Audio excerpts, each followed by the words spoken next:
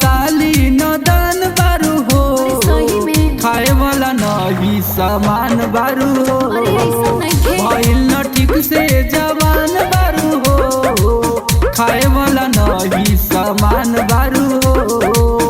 अभी तो साली नदन बारू हो, खाए वाला नहीं सामान बारू हो। का बुझलू?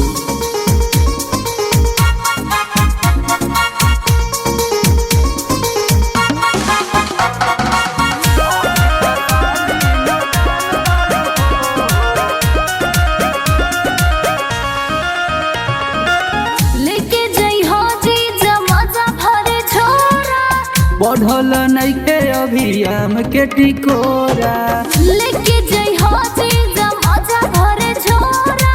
बढ़ल नइखे अभी आम के टिकोरा। हम तो बनारस के पान बानी हो, पान बानी हो, बुझला?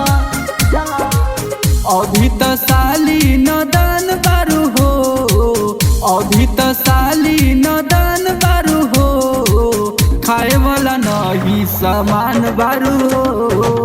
भइल न ठीक से जवान बारू हो, खाए वाला नहीं सामान बारू हो। अभी तो साली नदन बारू हो, खाए वाला नहीं सामान बारू हो।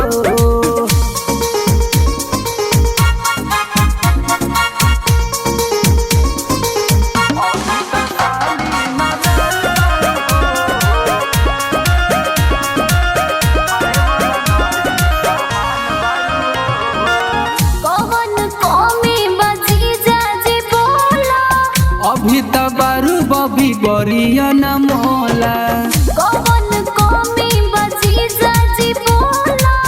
अभी तो बारू बबी बरिया न मोला। अच्छा ई बात बा?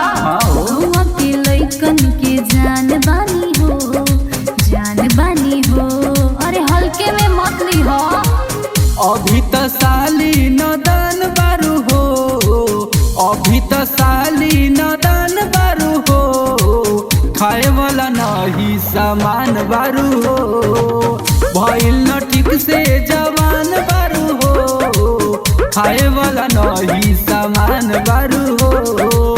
अभी तो साली नदन बारू हो, खाए वाला नहीं सामान बारू हो। का बुझलू? अरे इतना गलत फहमी में मत रहा।